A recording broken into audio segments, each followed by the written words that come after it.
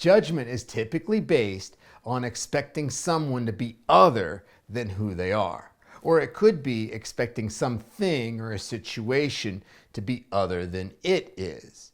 It's often wanting the person or situation to be more in line with how I need them to be or what I'm comfortable with.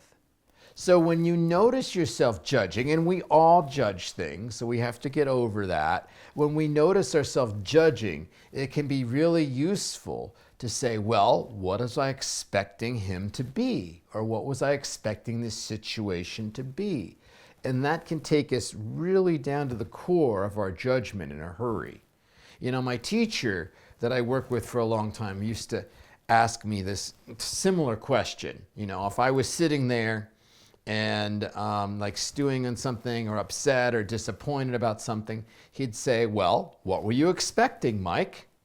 You know, so for example, I'll kind of make up an example of how that might have been. So say that I was disappointed and hurt that my boss didn't consider my suggestion that I offered. So he would say, well, what were you expecting? And I'd say, well, I was expecting that he would consider it was a damn good idea, and I'd expecting him to be a little more open-minded. And he'd kind of just say, oh, and then he'd let me kind of stew in it, you know, and then I would do some inquiry work, and I would just kind of figure, well, so first of all, he isn't very open-minded, and he doesn't really seem to be interested in other people's views. He just wants to use his views. And besides that, he may not even be capable of understanding my suggestion. That's just not his style or way of doing things. You know, so then when I'd see that it wasn't realistic to expect him to be other than who he is, you know, I would start to let go of the expectation. And when I let go of the expectation, the judgment would dissipate. What's interesting about us judging people is that most of the things that we want people to be is that they're not even capable of. You know, they're not even, or they may not even be interested in. You know, kind of like my boss example. You know, we used to say willing or able. They're not willing or able to be the thing that we want them to be or that we need them to be. So we're like trying to control them to be this thing, and they're not even interested or even able to do it. So that's some of the insanity about this. So then for the first time, when we let go of judgment, we get the opportunity to connect with them as they are, like as they really are. And then, you know, we get to realize for the first time that they are like different than I am. You know, and they see I have different perspective and different views, and that this is okay. There's now some differentness or some diversity in the situation, which allows us to grow, you know, because now I'm no longer in my bubble, like controlling them to be what I need them to be. I'm now interacting with them as they are. You know, and now I get to see that they have different perspectives and they have different feelings and different opinions. I learn about them. I learn about me in contrast to them. And I'm now interacting with the world the way it is.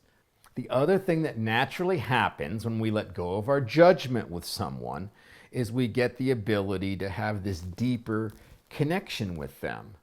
Because what happens is, you know, this kind of innate curiosity and this inquisitiveness replaces the judgment, because that's our natural state, our natural way of being is to be curious and to kind of want to discover like who and what they are.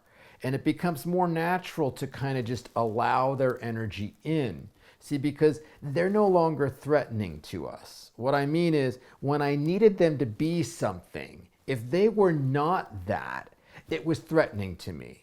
But now that I don't need them to be anything, like they can be whoever they are, and it's not threatening to me. So I can allow their energy in. And when I allow their energy in to discover who they are, you know, I get empathy. My empathy comes online, and I begin to almost feel what it's like to them, you know, what it's like to be them. And then with that empathy, I feel close to them, you know, and my intimacy comes online. So all this cool stuff becomes available when we let go of our judgment. So it sounds like a no-brainer, right? On paper, we'd be like, of course we'll let go of our judgment. But, as you might expect, when you're actually in life experience, sometimes it's not so easy to let go of our judgment. We're really kind of embroiled in it. We might be invested in being right. We want this situation to be the way we think it should be. We want someone to do it the way we think we should do it.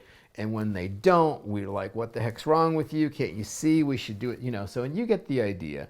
So when you notice yourself judging something, that's when you get a choice, and basically you get to choose to stay in the comfort zone of your judgment, because that's our comfort zone. That's where everything is supposed to be the way we think it should be. We're comfortable with that.